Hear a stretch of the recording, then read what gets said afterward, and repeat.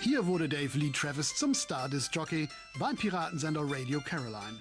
Ab 1964 sendete der Piratensender von einem Schiff, das vor der englischen Küste lag, außerhalb des Hoheitsgebietes.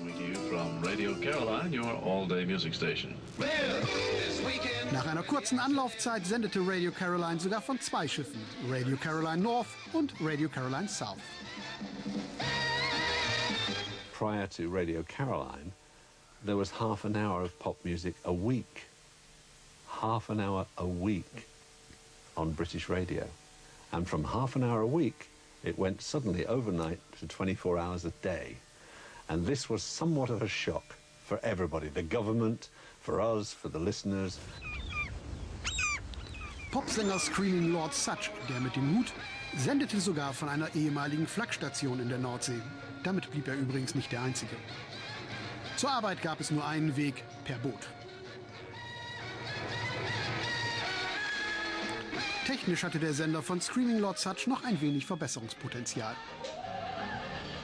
And that was little Richard singing Annie's back in her brand new Cadillac.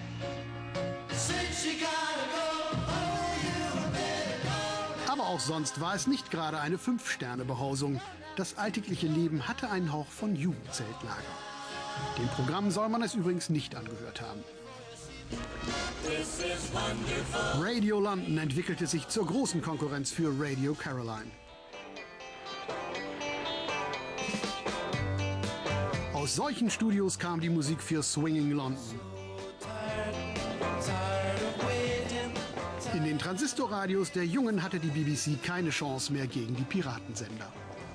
First of all, Radio Caroline was the big one, and I was with Adam Faith then. We were doing a summer season for 13 weeks in the south of England, and suddenly we heard this radio station from the North Sea. You know, it's crazy. Hi, this is Radio Caroline. It was great. I loved it. It was Kenny Everett, it was John Peel, it was David Lee Travis, Johnny Walker, all those people, and it was great. Im September 1967 hatte die BBC wieder die Hoheit im Äther zurückgewonnen. Radio 1 hieß die Antwort. Radio 2, Radio 1, go! The voice of Radio 1! By Jove, if that one doesn't wake you up, then nothing will. It's the sound of the move and a number called Flowers in the Rain. Da lief das gleiche Programm wie bei den Piratensendern, sogar mit denselben Star-Disc-Jockeys, nur ohne Werbung. Die Piraten hatten am 14. August 1967 den Betrieb einstellen müssen. Die englische Regierung hatte ein neues Gesetz erlassen. Jetzt stand es unter Strafe, die Seesender zu unterstützen. Das galt für Lebensmittellieferungen genauso wie für Werbeaufträge. Auf Sendung blieb trotz des Verbots Radio Caroline, aber ohne Dave Lee Travis. Der heuerte auch bei der BBC an.